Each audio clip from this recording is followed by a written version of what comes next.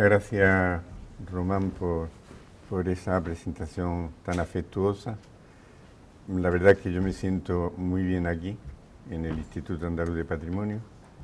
Y, y bueno, pues ha habido ya menos llegada a este lugar especial para mí, porque por la crisis, por una serie de circunstancias, porque el trabajo se estaba acabando, porque se puede trabajar también a distancia, pues eso ha motivado que ayer me sorprendiera otra vez llegando a Sevilla, no tanto una temperatura diferente, porque salí de Granada con granizo y nieve.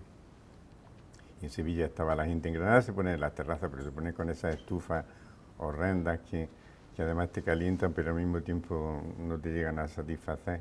Pero vi a la gente sentada en las terrazas anoche, ¿no? Y eso pues me pareció que eso, que era venir a otro lugar, a esta Sevilla tan especial. Claro, yo tengo que agradecerle a Román, por tanto al Instituto y desde luego a la Consejería de Educación, Cultura y Deporte, porque son muchos años trabajando en distintas cosas, con distintas instituciones y siempre en un grado diferente. A mí me pregunta mucho la gente cuando expongo algún trabajo, doy alguna charla.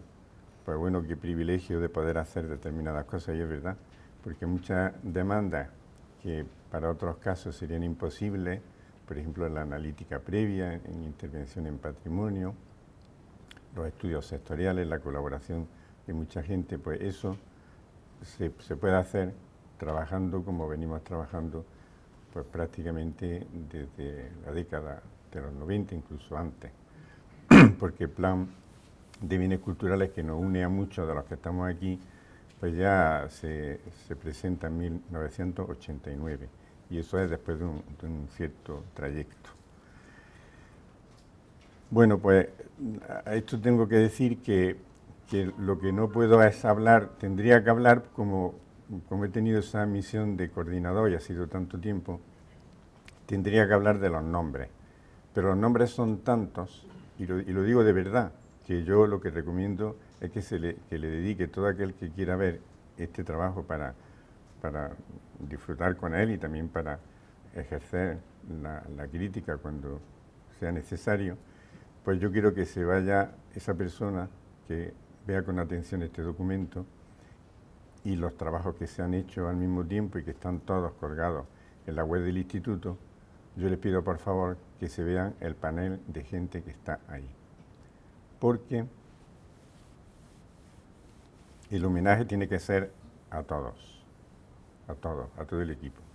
Y en ese aspecto pues yo creo que también, lo voy a decir aquí con sinceridad, pues en la elaboración de la guía, que nos coge en parte en plena crisis, pues esto nos hace titubear mucho, porque el instituto tiene que acortar los recursos, tenemos que trabajar con un hilo conductor, yo diría con un hilo que nos suspende a todos de esa maroma que es la crisis, ese extraño juego de marionetas en el que estamos metidos y del que estamos saliendo por las narices que le estamos echando por una serie de gente. Entonces eso me parece que tiene una influencia muy interesante en el transcurso de este trabajo, interesante y también penosa, porque vamos a decir otra cosa.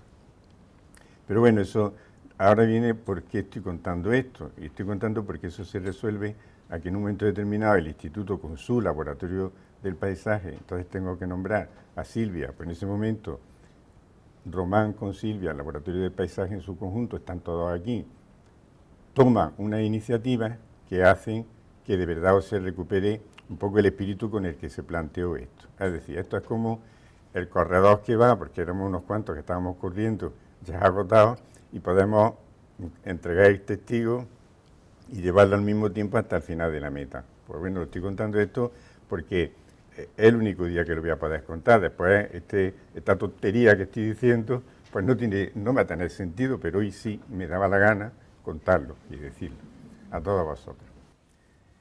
Bueno, pues a partir de ahí, y después de haber estado oyendo la magnífica ponencia anterior y la excelente presentación que ha hecho Román de todo lo que hemos hecho, pues parte de las cosas que tenía puestas en el PowerPoint, pues las voy a pasar rápidamente, porque además se cuenta con la guía que está colgada de la web, con los estudios temáticos extraordinarios que hicieron una serie de colaboradores y al que al final en este proceso último hemos podido atender debidamente, creo, aunque esa deuda nunca se pagará lo suficiente. Pero es que además ha hecho el Instituto un documento divulgativo, yo estoy como vendiendo el producto, ¿no?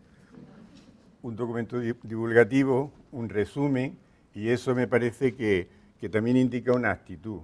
Es decir, el Instituto quiere comunicar bien las cosas, creo que lo está haciendo bien, aunque bueno, pues alguna crítica le lloverá, cómo no. En eso estamos.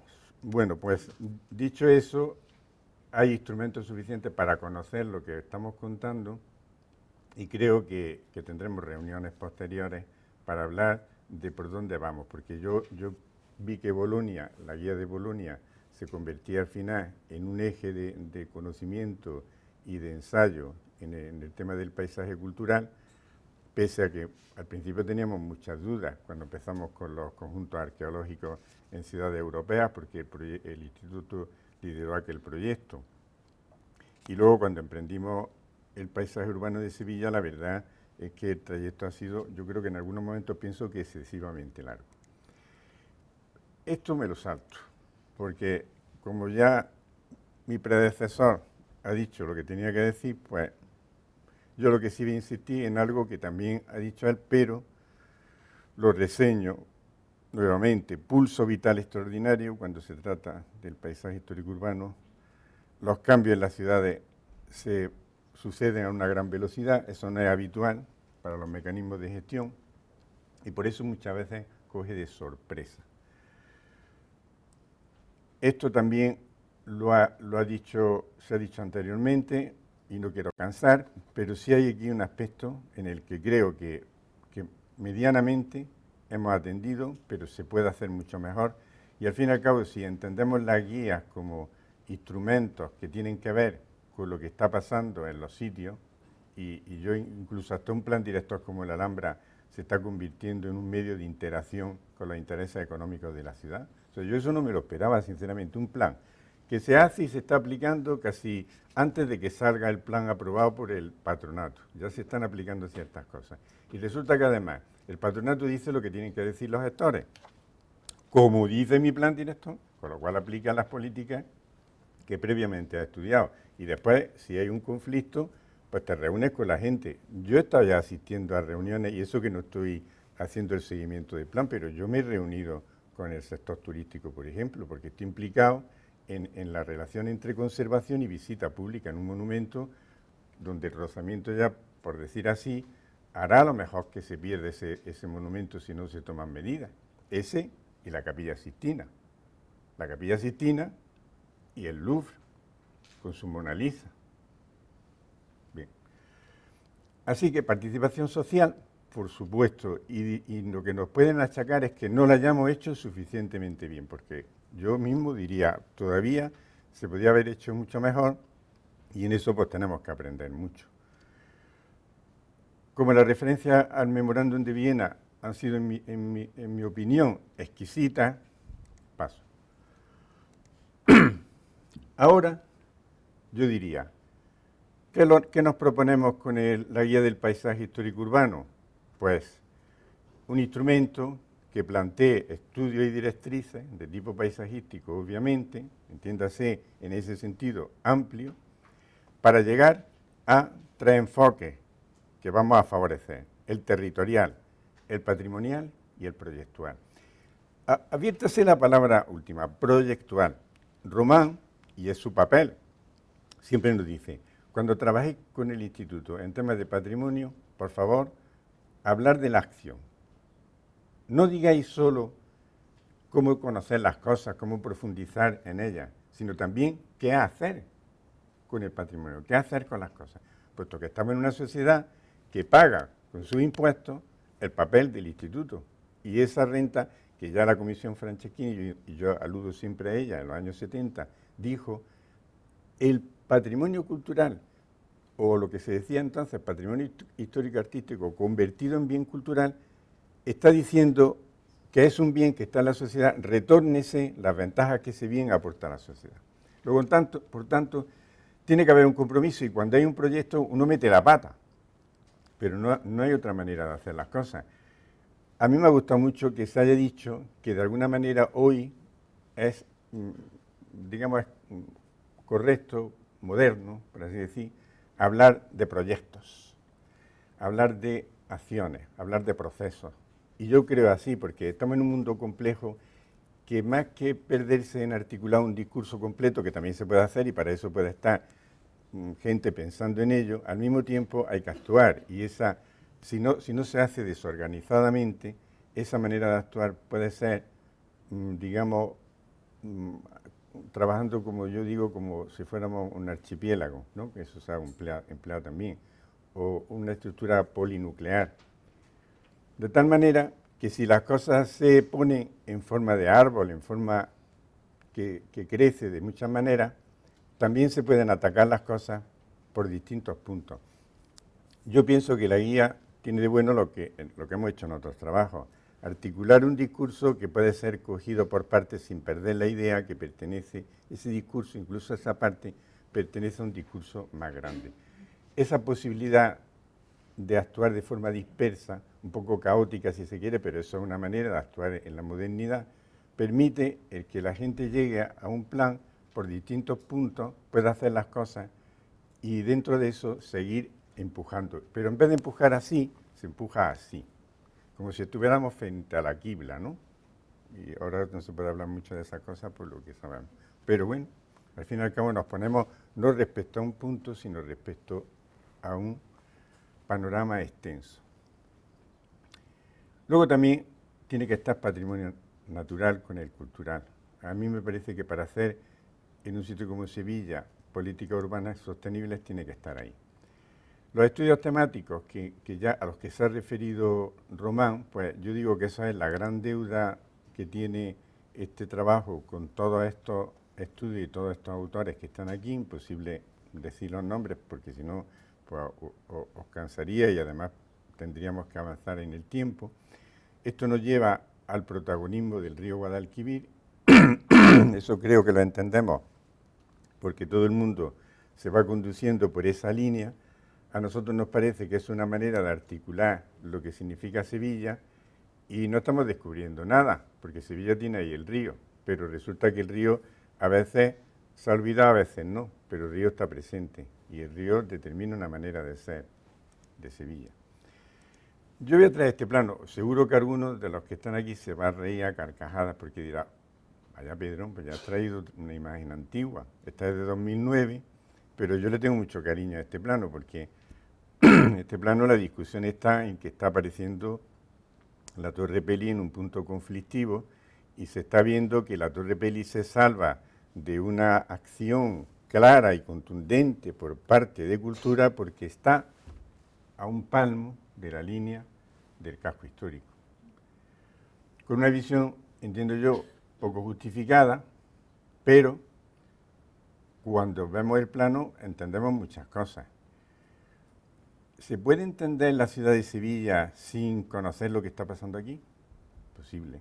Claro que Sevilla se ha expandido así, pero también están pasando cosas en esta zona y toda esa colina y toda esta, Aljarafe y Alcores, están al mismo tiempo, pero sobre todo el Aljarafe también definiendo otra relación. Pero lo más importante que nosotros descubrimos y nos pusimos, venga, vamos a ver qué uso hay asignado aquí. Es que todos estos usos eran, por ser inundables, eran no urbanizables. Entonces dijimos, bueno, pues Sevilla tiene expectativas.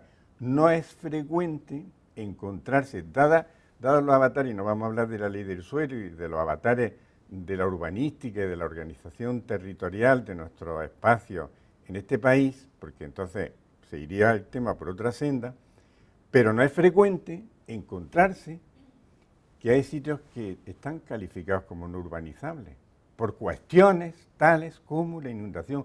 Pues bendita sea la inundación, aunque haya que andar con zancos en algunos momentos. Entonces, primero entendíamos que Sevilla tenía el reto del río, pero tenía otra cosa muy interesante, y es que podía canalizar mucho interés hacia toda esta zona sin tener las expectativas, perdón, las presiones y por tanto expectativas para la pasta que maneja este país en el tema inmobiliario. Y entonces empezamos a fabricar ese concepto de, bueno, que está ya más que conocido, de área tampón, de cómo en las ciudades que tienen unas visiones con el territorio especiales no se puede hablar de un límite estricto. ¿Cómo vamos a hablar para una ciudad que tiene perspectiva y las tiene, aunque Sevilla tiene una topografía así, mientras que Granada la tiene así? Pero también en esta Sevilla se puede hablar de perspectiva, es evidente. Y es claro también que hay un fallo garrafal en la gestión de algunos temas que tienen que ver con esta bellísima ciudad y en no haber entendido algunas cuestiones de escala, etc. Bueno, pues a nosotros esta relación uso del suelo, paisaje histórico urbano nos hace entrar en cuestiones de fondo, no en cuestiones solo de forma. Y no es solo una cuestión de visualización, aunque también, evidentemente. Claro, ¿qué es lo que ocurre? Que de ese momento a ha pasado mucho tiempo y nosotros el ámbito territorial tiene lo que se ve aquí, es un ámbito territorial donde está marcado el eje norte-sur del río, donde hay una parte que en el fondo acaba en el Atlántico y otro se ancla en tierra firme, y donde hay una serie de ríos, cauces fluviales, pequeños cursos que van acompañando esta cuenca, que está definida la ciudad, que está definida una expansión territorial a este lado de la ciudad de Sevilla, que tiene otra zona de expansión por esta zona, pero al final nosotros seleccionamos esta extraña, entre comillas, forma que tiene todas estas ramificaciones y que yo creo que si ahora yo representara aquí todas las relaciones que existen en sentido perpendicular, yo lo vería esto como una especie de espina dorsal que recorre el territorio de Ciudad de Sevilla y de otros municipios, atención, y de otros municipios, lo recorre de norte a sur y esa espina dorsal tiene unas conexiones transversales que son como la raspa de un pez. Y estaría bien aquí hablar de un pez cuya cabeza llega al Atlántico y cuya cola se hunde en tierra firme mucho más al norte. Entonces, ¿eso qué nos hace pensar? En que esa transversalidad está acompañando a esa visión de esa espina dorsal dominante de la ciudad. Y ahí se entiende todo, se entiende todo. Yo con mi ignorancia respecto a temas medioambientales, porque los conozco pues peor que otras personas que han colaborado en este tema, porque están más en ese hilo, pero sí entiendo que en esta ciudad de Sevilla hay ese gran factor, esa fortuna, y que eso creo que nosotros lo hemos apoyado de una manera muy clara. Sin olvidar que el peso del casco histórico de Sevilla y de otra Sevilla que no es casco histórico es un peso tremendo en lo positivo, porque es uno de los cascos más interesantes que yo he conocido. Lo digo como granadino, al que se nos dice muchas veces que tenemos una rivalidad con Sevilla. Yo no tengo ninguna rivalidad con Sevilla, obviamente, en absoluto, todo lo contrario. Bueno, entonces nosotros lo que sí vamos es a una caracterización, y aquí el laboratorio del paisaje es vital en todo este trabajo, para llegar a unas propuestas concretas de gestión. Y eso creo, y espero que se entienda, porque el volumen primero habla de caracterización. Y el volumen primero tiene un contenido, creo que impresionante, por el trabajo que han hecho una serie de profesionales que han sabido además coser, creo yo, perfectamente lo que se aporta en los estudios temáticos con las perspectivas de este trabajo. Yo diré una cosa también. He coordinado muchos trabajos, en eso quizás uno de mi orgullo, no tanto en otras cosas porque soy ignorante de otras muchas, pero sí es verdad que me gusta tratar con mucha gente y me gusta que la gente se sienta cómoda y aporte cosas. Siento que a veces también me equivoco en eso, pero lo que está claro es que teniendo esa tendencia, pues también llama a mucha gente que aporta muchas ideas y luego a mí se me pone la cabeza así, quiero decir que también empleo un sistema muy complejo donde luego articular todo ese discurso para meterlo en un sitio, resulta que esa batidora necesita casi un reactor nuclear. Entonces, pues, eso a veces nos falla. Aquí, ¿quién ha sido reactor nuclear? Pues yo lo voy a decir. el laboratorio del paisaje, porque ha sabido coger y meter eso dentro de un discurso que ha sido interpenetrado con las intenciones de la guía. Yo no voy a entrar mucho en esto, en esta parte, y no lo voy a hacer, primero porque hay quien lo conoce mejor que yo, pero sobre todo porque si yo me extiendo en esto, pues hablaría menos de la parte que se refiere a los aspectos de propuesta, y esta parte está más en el tintero de otra gente que va a intervenir después. Así que me disculpáis si aquí voy un poco deprisa, dando simplemente las pinceladas que dan las diapositivas, os canso menos y además luego oís a una serie de gente que esto lo han desarrollado mucho mejor. Pero aquí lo tenéis. La caracterización del medio y la articulación territorial está representada por todos estos aspectos, con lo cual se entra en el análisis de muchas cuestiones que tienen que ver con el conocimiento de toda el área, y ese conocimiento de toda el área, quizás el orgullo que tenemos los que hemos hecho este trabajo es que se ha sabido trabajar muy bien para clasificar. Al fin y al cabo, eso sí lo quiero decir, cuando se trabaja en esta forma polinuclear, ramificada, abierta, entonces para eso existe una cosa que se conoce en el mundo científico, que es la clasificación, la priorización, la articulación de determinadas cosas, y eso lo hacemos, hombre, a la manera que lo hacemos es un poquillo casera, si se quiere, pero creo que tiene un buen resultado al final. Así que es posible meter muchas cosas, y además las vaya a oír y las vaya a leer, meter muchas cosas poniéndolas a cada una en su sitio. No digamos si empezamos a hablar de la ciudad en el tiempo. Pues aquí tenéis territorio polinuclear, es decir, ¿qué es Sevilla? Una de las cosas que a mí me sorprendió, porque no es el caso de Granada. Vamos, yo digo porque yo diría que para determinadas personas existe esa cosa de fábula entre dos ciudades, pero es que es verdad, muchas veces, por lo menos a mí me pasa, pero lo he visto que le pasa a otra gente, que vive entre dos polos de su trayectoria vital.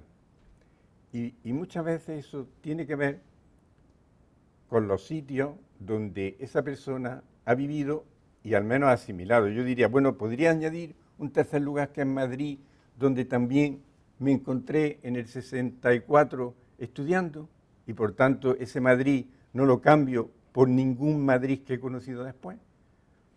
Bien, pero quizá mis sensaciones en el conocimiento del espacio vienen más de esa comparación entre Sevilla y Granada. ¿Y por qué estoy metiendo este rollo?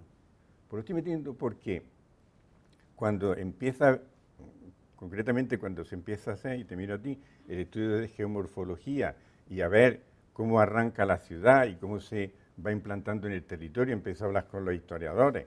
Entonces, uniendo geomorfólogos, historiadores, pues resulta que Sevilla es una ciudad lacustre y Sevilla, por tanto, está organizada en pequeñas unidades, y de eso pasa luego a una ciudad enormemente compleja, la ciudad de hoy, que está extendida en un territorio, pero hay sitios que tienen nombre de río, hay sitios que tienen nombre de isla. No hace falta irse a ver la experiencia Manhattan, ese trabajo que han hecho maravilloso sobre la isla de Manhattan, también está aquí. Bien, pues esto, o la universalización de la ciudad, ese otro tema que yo digo, pues aquí me gana, yo, hombre entre dos ciudades. ¿Qué es lo que le pasa a Granada? Granada es una ciudad de pero, porque Granada iba a ser ciudad áulica. Yo explico porque está muy cerca del legado de los Reyes Católicos, haciendo la ordenación de su museo con el instituto, con el tesoro artístico de los Reyes Católicos, personas con muchos líos y muchas maneras de hacer extrañas, pero gente bastante lista, y luego con Carlos V, que había hecho su mausoleo al lado en la Catedral de Granada. Iba a ser ciudad áulica, y Granada deja de ser ciudad áulica. Pero aquí yo veo una cosa, la ciudad bajo medieval en Sevilla, es decir, cuando ya se está acabando el medievo, Sevilla está empezando a dar unas claves territoriales que a mí me parecen importantísimas. Y luego, el que llegue Sevilla y América y se relacionen de esta forma, Pues bueno, la reina puede estar, a lo mejor su corazón puede estar más cerca de Granada, de hecho su cuerpo, si es que no se lo llevaron los franceses en el último expolio, pues su cuerpo está enterrado en Granada. Pero ¿dónde está realmente el matiz importante, es decir, lo que lleva a otra ciudad? Pues a la relación de Sevilla-América. Eso, cuando yo llegué a Sevilla, yo eso no lo relacionaba tan bien, eso lo he aprendido de los historiadores de Sevilla, de los geógrafos que trabajan en Sevilla, de la gente que ha aportado conocimiento de la ciudad. O cuando entramos en la industrialización, y con mi torpeza para entender determinadas cosas, pues también es verdad que yo he estado cerca de algo que pudo hacerse en la fábrica de artillería de Sevilla. Y cuando yo vi aquello, yo dije, no conozco nada que se parezca a esto.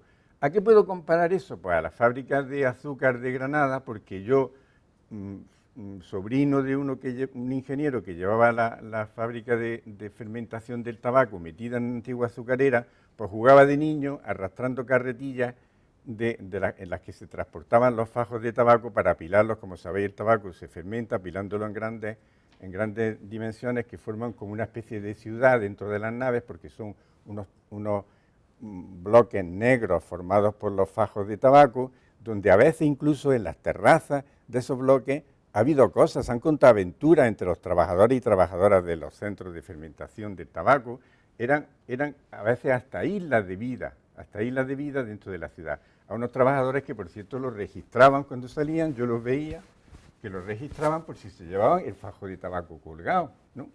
Bien, visto eso, pues yo llego a una ciudad donde hay una fábrica de artillería que parece una catedral, donde hay una fábrica de artillería que tiene unas linternas que son tan impresionantes como las linternas de un edificio renacentista.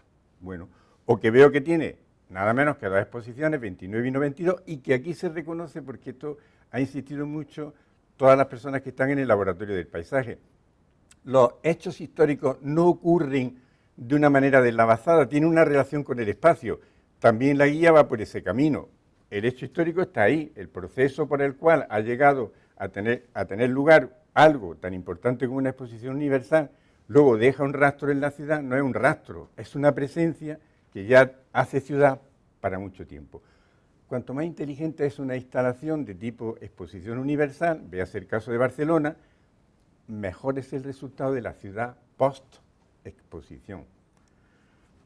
No digamos si aquí llegamos a un tema donde Sevilla es madre de muchas cosas, porque Sevilla tiene además la temperatura, el olor, la luz que no tienen otros sitios. Entonces, claro, otra vez, el hombre de dos ciudades compara la primavera sevillana con la primavera de Granada. Llega, tiene mucho frío, llega unos días estupendísimos y de pronto tiene mucho calor. Eso es Granada, pero yo llegaba aquí y entonces disfrutaba de una primavera larga en el tiempo.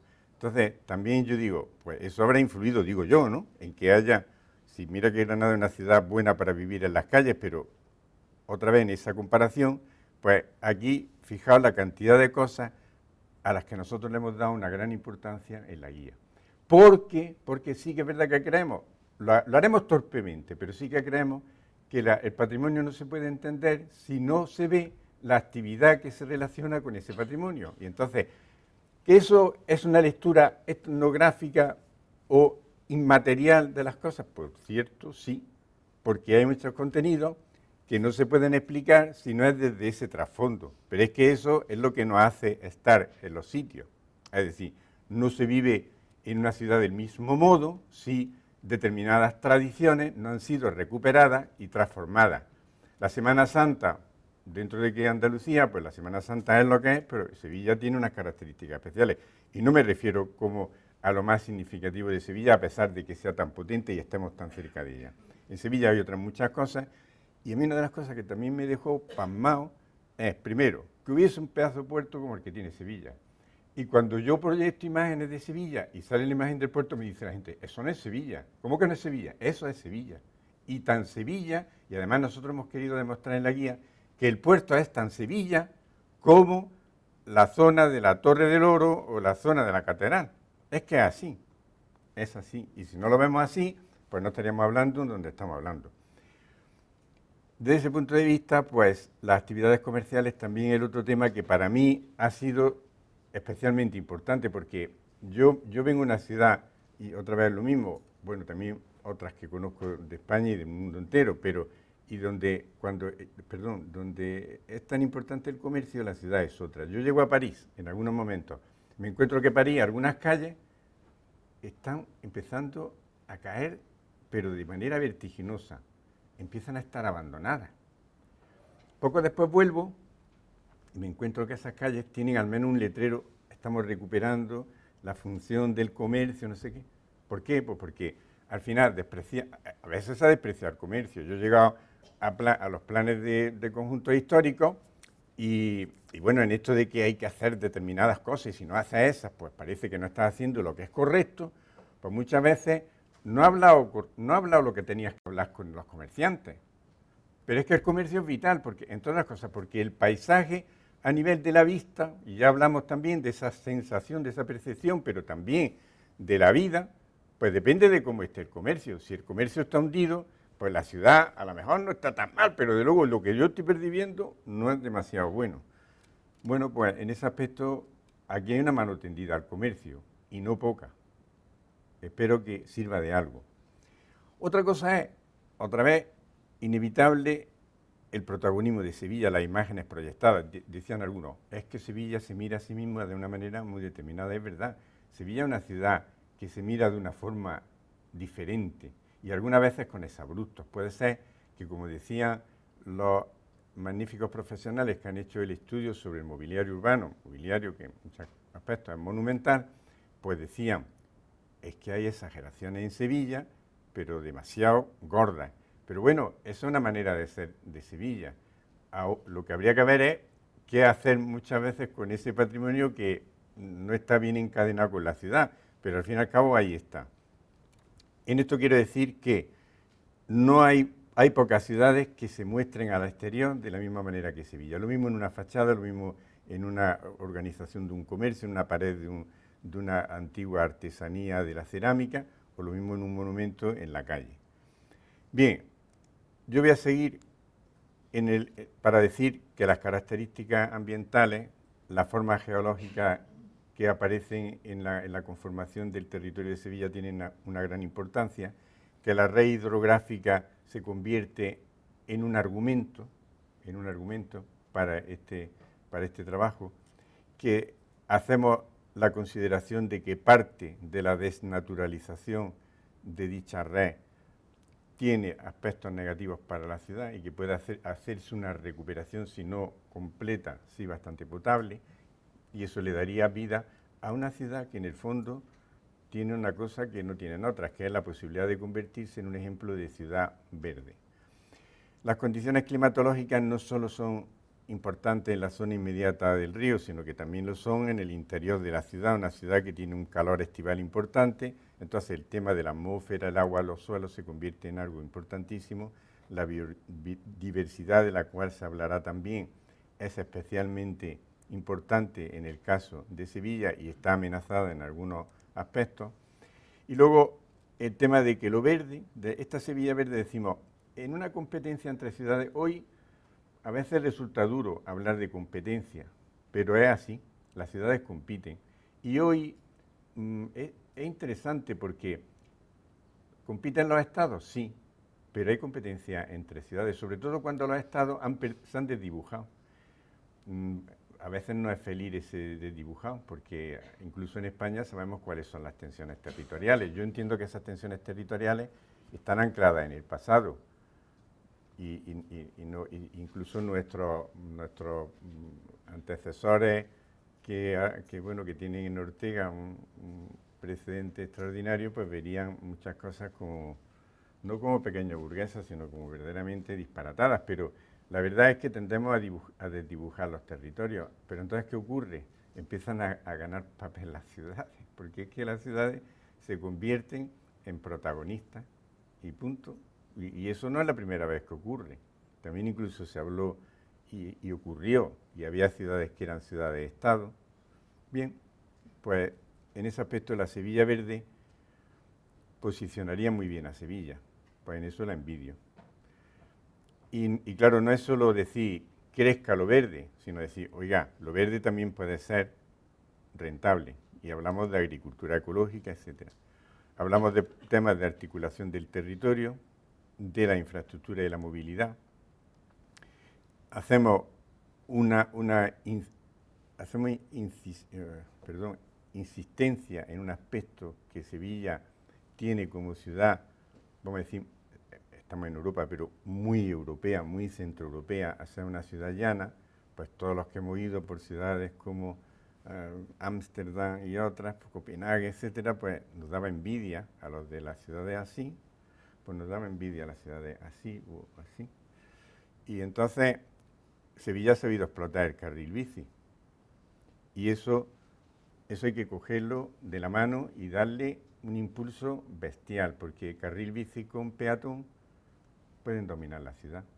Y si yo creo que hay que articular un discurso que vaya con la residencia, un trabajo como el que se hace desde el instituto, pues no entra en temas de habitación, que a lo mejor en el futuro, ¿por qué no podría coordinarse para entrar con otra instancia en hablar de eso? Pero al menos ese discurso articulador, que ya no depende del vehículo privado con motor de explosión y demás, es una ventaja. Y cuando yo me encontraba los los sitios con transporte público que tenían montones de bicicletas apiñadas, que yo decía, ¿y cómo encuentra aquí el que se ha montado en el metro la bicicleta? Pero bueno, lo encontraría seguro. Pues eso empieza a ser algo parecido a lo que ocurre en Sevilla. Bueno, pues esto, para esta ciudad que quiere competir con otras, yo diría, si quiero competir inteligentemente y es el momento de competir, pues yo manejaría esas cosas. Claro, los valores patrimoniales no tienen solo al Guadalquivir, que lo estamos reforzando a través de este trabajo.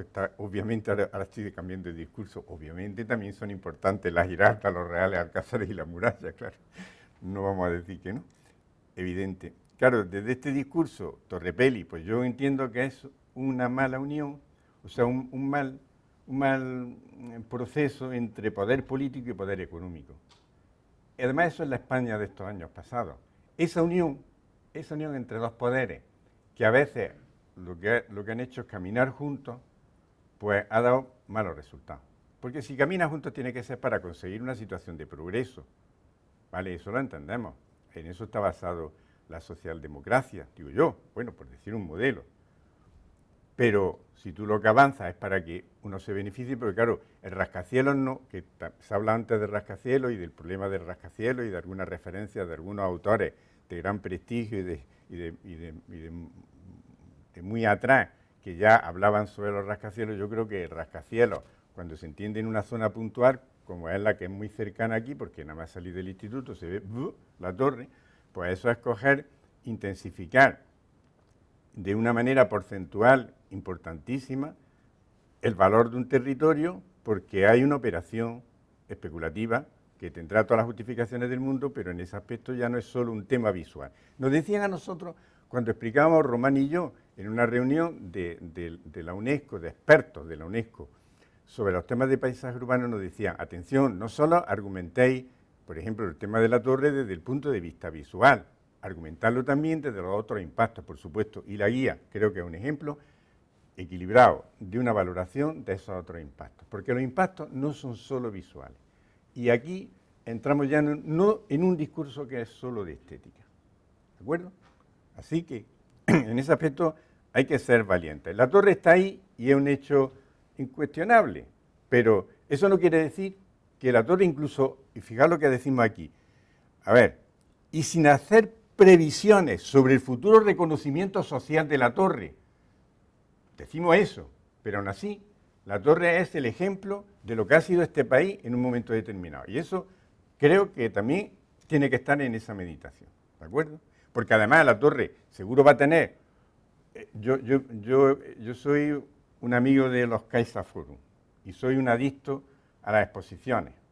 Y cuando voy a un sitio digo, ¿hay por aquí un CaixaForum? Porque además así veo lo mismo que me gusta mucho lo que hace Mafre en Madrid, porque me gusta mucho el dibujo. Las exposiciones que hace Mafre en Madrid de dibujo no las hacen otros. Luego entonces, voy a Madrid, ¿qué pone Mafre? Voy a Madrid, ¿qué pone el CaixaForum? Voy a Sevilla, cuando esté el CaixaForum, que iba a estar en un sitio magnífico, en la Tarazana, pero resulta que ahora va a estar en la Torrepelli. porque resulta que Cajasol ha pasado a manos de la Caixa. Yo soy cliente de la Caixa y yo les digo muchas veces, joder, pues yo llevo mucho tiempo con la Caixa y me podía haber preguntado, pero no me preguntaron. Bueno, pues hay otros edificios históricos que crecen en vertical, como son los edificios religiosos. Me decía Aldo Rossi, tengo ese honor. Llevo a Aldo Rossi por Granada, ve a Aldo Rossi, lo llevo por las colinas, y se pone un día, lo lleva a San Cristóbal, y dice, Pedro, Granada podría ser la Florencia española. ¿Lo que dice? Dice, sí, porque mira, fíjate las torres, ¿verdad? Granada tiene muchas torres de las antiguas alminares de las mezquitas. Pero claro, esa, como el casco histórico pasó de las 2 a las 4 o 5 plantas, pues quedaron nada más que asomando un poquito. Y él decía, si aquí no hubiera pasado el 19, que el 19 también lo conservamos ahora, obviamente, ve a ser 19 en Málaga o en Granada, pues yo tendríamos una visión de la Florencia, pero en Granada. Y le dije, pues tienes toda la razón. Luego me lo llevé al Rey Chico, donde había un espectáculo de striptease, y Aldo Rossi no quería sino volver a Granada. Siempre acabábamos en el Rey Chico, porque claro, era una manera de terminar ciertas discusiones, ¿no? Yo no tenía solución, porque yo no podía retroceder al 19, y ya está. Entonces, así. Bueno, pues entonces analizamos el impacto del turismo en el sur, el problema del área central, y aquí hay algo que visualmente puede tener sus valores, pero yo creo que es un pestiño en la ciudad. Y lo creo porque yo he visto qué le pasó al patrimonio arqueológico. No lo digo con desprecio, además, a una solución que puede tener su interés evidente, pero lo digo como persona que vio qué estaba pasando con el patrimonio arqueológico que estaba abajo y con las cimentaciones de este edificio. ¿Cuánto? ¿15? Muy bien, pues arreando. Así que en esta foto de Silvia, pues esto me está diciendo que, bueno, que esto incluso visualmente puede tener su interés, pero que yo sé lo que pasó debajo y cómo hubo que despedazar los restos arqueológicos para hacer las cimentaciones de este edificio, porque como se sabe, estos grandes pilares requieren unas cimentaciones muy profundas y el atado se hace muy moderno y todo lo que se quiera, porque es verdad que tecnológicamente está muy bien, pero se hace con unos elementos transversales muy potentes. Bien, nos interesaba mucho el sector norte con el proceso de regeneración, y ahora sí que es verdad que con la aceleración que da el tener 15 minutos, como siempre pues me he desviado, pues veis imágenes que tienen que ver con esa valoración que tiene Sevilla, que yo creo que es increíble y que transforma la ciudad, y que a mí no me suena igual la música de la Semana Santa de aquí a la de otros sitios, y entonces digo, pues yo quiero esa música también en mi ciudad o en otras ciudades a las que visito, pero también las cruces de mayo son de otra forma, no lo sé.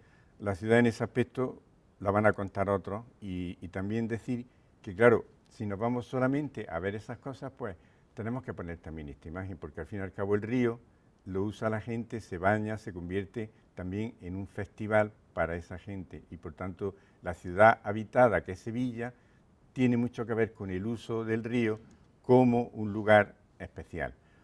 Cuando hablamos de patrimonio industrial, pues hablamos de cosas que se queda uno patidifuso, porque en el puerto hicimos un boca a boca muy importante, nos pasamos muchos días pateando muchas cosas del puerto, sugiriendo cosas.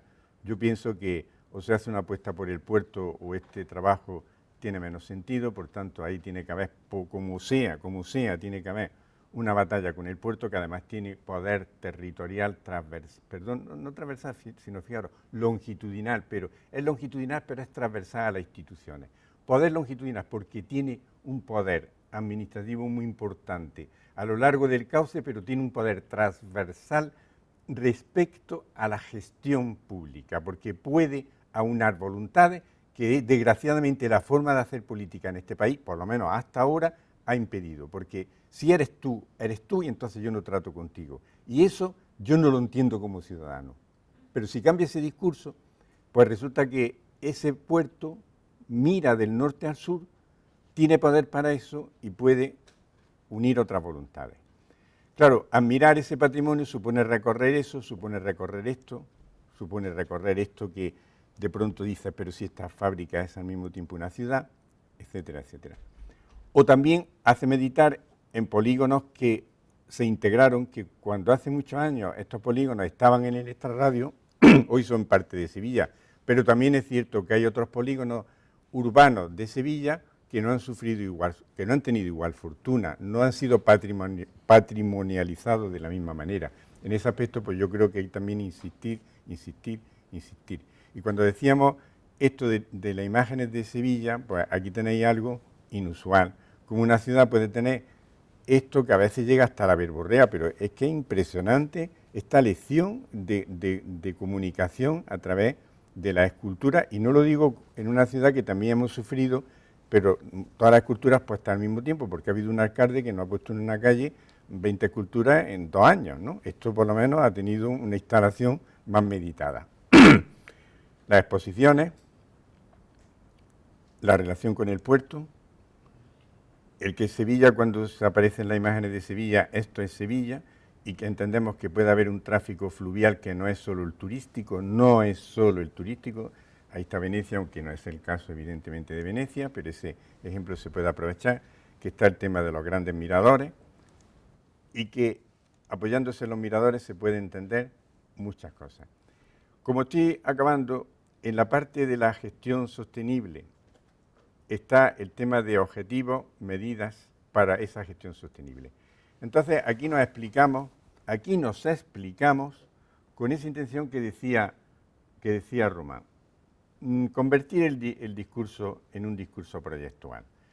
Pues, aunque en otros momentos hemos hablado más de líneas estratégicas y demás, aquí pareció oportuno hablar en el nivel en el que estamos para esta guía de objetivos básicos, objetivos concretos, que articulan muy bien el discurso, están en el documento de divulgación, está perfecto porque se han cogido y se han puesto agrupados y por tanto pueden ser leídos en su conjunto, pero atención porque de ahí se descienden las medidas. Yo soy muy partidario de esto, pues un día me dirán, joder, ¿por qué tanto con las medidas? Porque creo que son ese elemento polinuclear.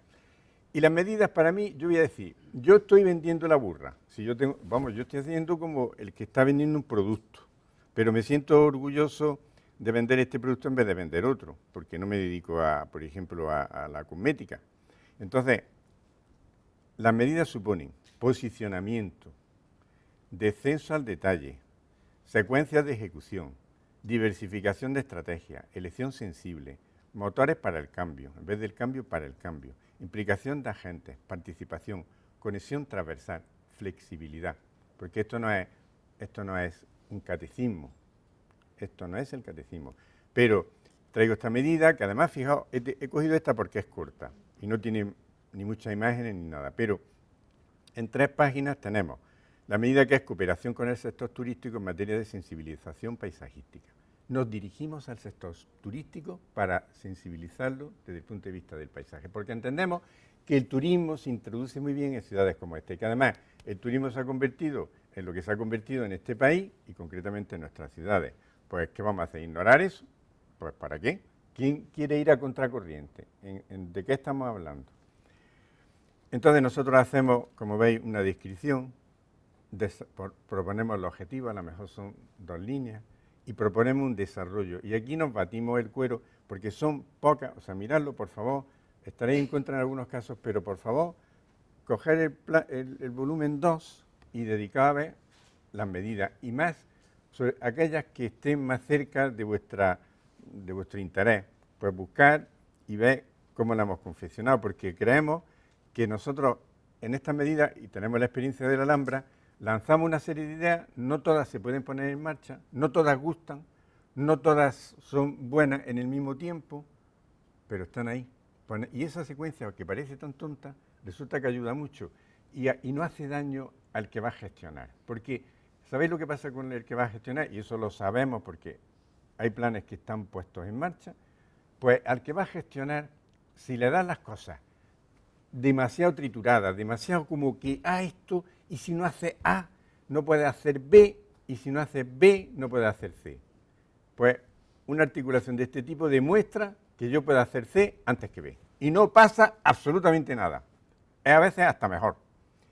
Bien, pues entonces aquí se pone eso de resultados esperados, porque esto es una cosa de la tradición de la planificación por proceso y demás, pero está bien porque dice, ¿a dónde quiero llegar yo? Pues yo quiero llegar aquí. Luego, si no llego aquí, ¿por qué no he llegado? ¿Porque me he equivocado? ¿Porque se ha equivocado esta propuesta de medida? Pues entonces rectifico y por tanto flexible. Y nos ponemos antecedentes, de manera que este tiene nada más que uno, pero a lo mejor hay más y no lo hemos sabido buscar, pero en otros nos hemos puesto a buscar. Y entonces le damos pistas, porque aquí lo que decimos es, el gestor hay que entenderlo como gestor inteligente, no como un burro, no como un burro. Nuestros gestores hay que entenderlo como gestor inteligente, sino que espabilen. Entonces, antecedentes, mire usted, Vichet, trabaje, vaya a la biblioteca, métase en internet, y los agentes implicados sin discriminaciones. Fijaos esta que empieza por el arzobispado de Sevilla. Pues claro, pues el arzobispado de Sevilla tiene un gran poder y tiene muchos predios en la ciudad. Bien, medidas relacionadas, entonces interacción. Si usted está haciendo esto, vea otras que tienen que ver con eso. Y le decimos, le hacemos el trabajo, vaya usted al objetivo tal y a tal medida. Es un trabajo arduo, pero está muy bien, porque entrelazo. Y es lo que decía antes, nosotros creamos redes. Nuestra propuesta de trabajo es, la propositiva es un mundo complejo, es polinuclear, es reticular. Y el que quiera andar por ahí, que se divierta. Porque es como yo digo, una ciudad puede tener trama laberíntica, ¿vale? Ya es difícil andar por el casco de Sevilla. Ahora, ¿alguien se ha puesto a andar en las ciudades americanas, aunque sean retículas? Pues tiene una gran complejidad. Y a veces, ¿nadie ha sentido desorientación en una trama en retícula? Pues sí. Es decir, las redes crean desorientación a veces, pero sobre todo crean preguntas, crean enlaces, crean conexiones. Es una manera de trabajar. Bien, acelerando. El objetivo 1, regenerar medio ambiente urbano y periurbano, y apuesta por esa Sevilla verde. He puesto el letrero Sevilla verde en verde. Es una chorrada, pero vamos, me lo permití esa chorrada. Y entonces, claro, cuando decimos, ¿eso qué tiene? Pues potenciar la biodiversidad. Es decir, biodiversidad, claro que la tiene Sevilla, potenciese, ¿no? Digo usted, es que Sevilla es biodiversa. No, leche, es que Sevilla tiene que ser biodiversa ahora y dentro de un tiempo. Y para eso hay que apostar. Gracias. Generar espacios verdes y agrícolas para la ciudad. Y entonces estamos hablando de parques agrarios, por ejemplo, o reducir impactos, ¿no? Incluso hablamos de la protección del cielo nocturno. Las ciudades tienen que apagarse un poco. Bueno, pues también nos metemos en eso. O la integración paisajística de la nueva arquitectura. Claro, cuando hablamos de naturalización de las riberas artificiales, que se hablará más tarde en esta jornada, pues estamos hablando de la conectividad transversal y continuidad longitudinal, porque precisamente las riberas tienen ese carácter. Tú vas transversalmente a la ribera principal, pero también vas longitudinalmente dentro de la propia ribera o llegas al contacto de una ribera más potente. Entonces puedes hacer una cantidad de cosas donde la ribera te puede hacer conectar el territorio al nivel que quieras. Pero cuando hablamos de parques, claro, la ventaja de estar en suelo no urbanizable, y fijaos que el dibujo aquel que yo dije que era de 2009, era antiguo, y no estaba ni siquiera representado todo lo que iba por el norte, pero ahora cuando cogemos ya lo que hemos elegido como territorio, pues fijaos lo que es el Parque Agrario de la Vega Norte, y estamos apoyándonos en cosas que están en el PGO, aprovechemos el PGO, porque también en este trabajo ha habido una persona, una chica, una arquitecta, que ha hecho un trabajo para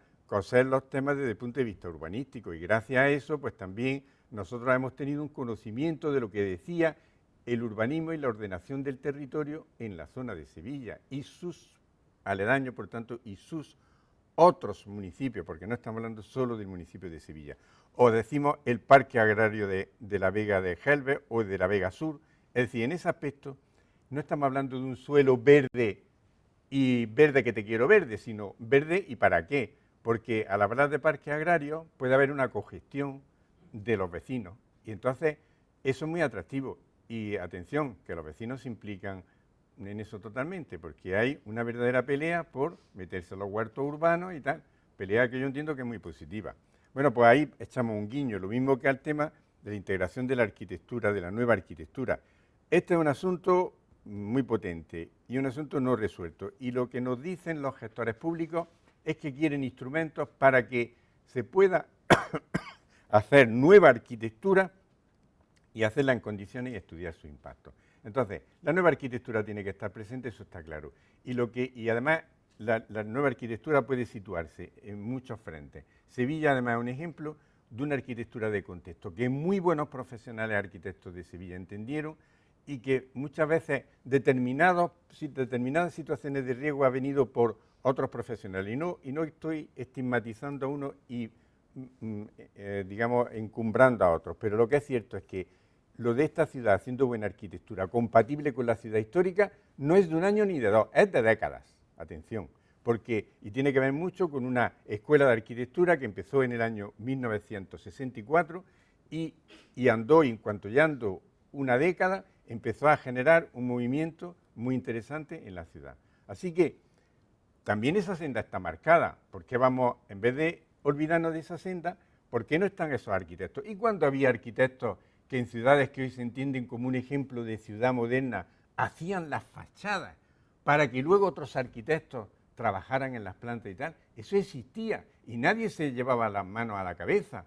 Y entonces el Verlace de Ámsterdam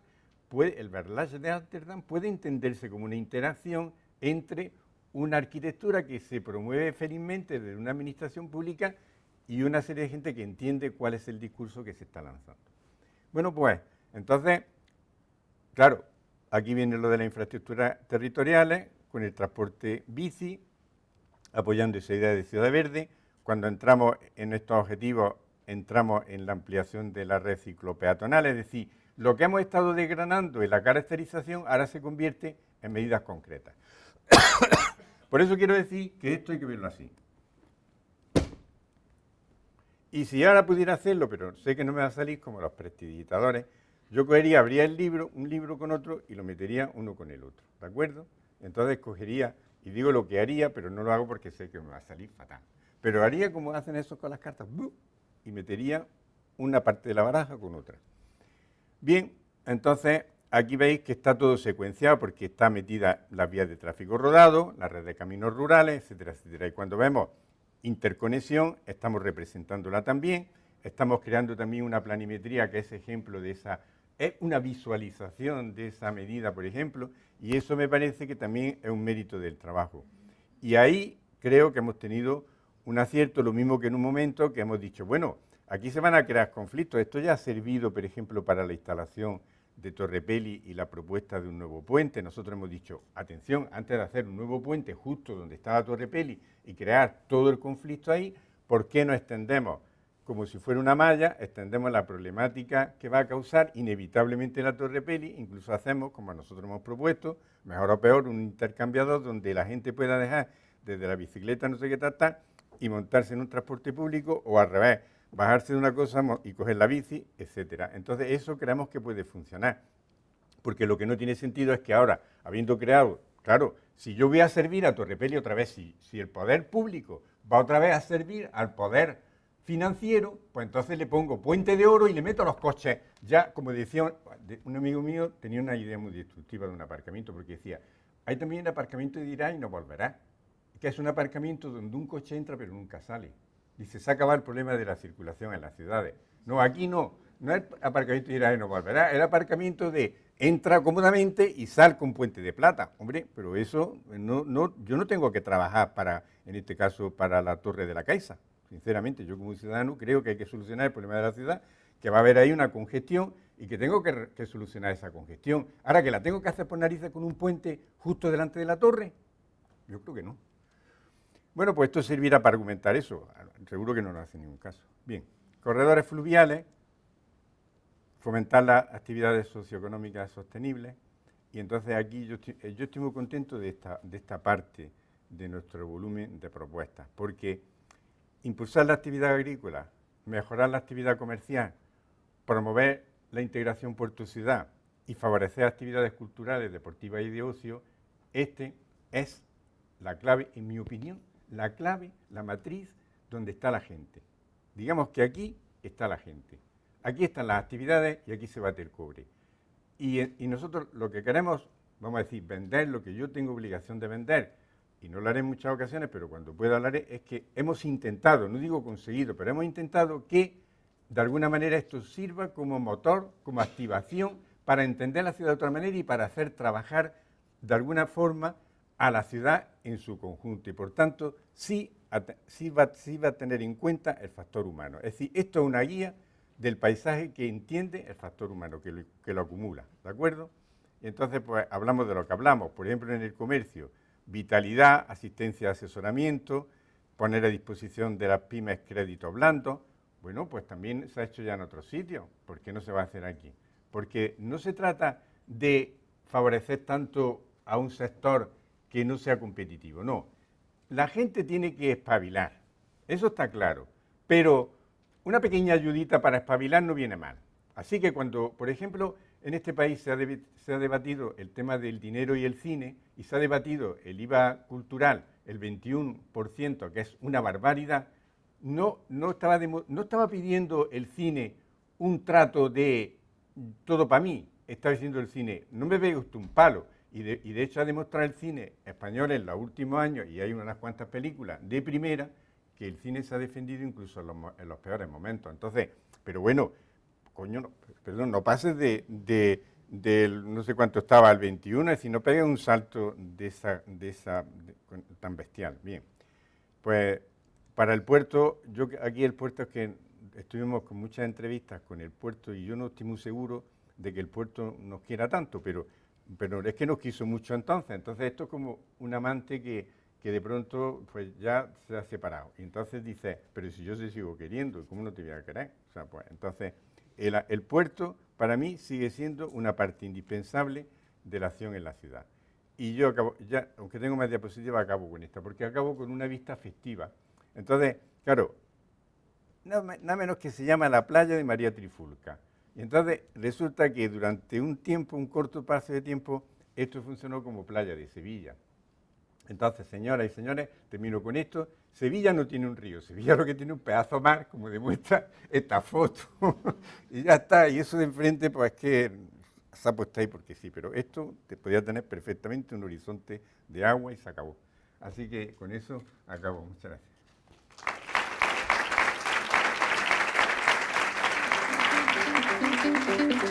Thank you.